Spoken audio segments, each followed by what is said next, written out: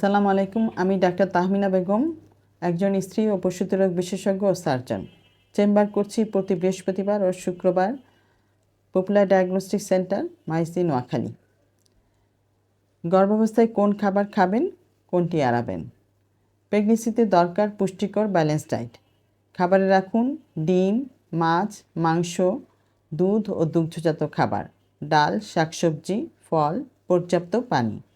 বিশেষ করে iron, calcium, folic acid মায়ের সুস্থতা ও শিশুর বৃদ্ধির জন্য অত্যন্ত গুরুত্বপূর্ণ। চা এড়ানো ভালো।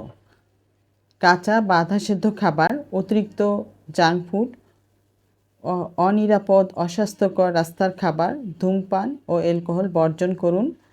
ডাক্তারের পরামর্শ ছাড়া কোনো ওষুধ খাবেন না। অনেকে মনে করেন বেশি খেলেই বাচ্চা বেশি শক্তিশালী হবে। এটি একদমই ভুল ধারণা।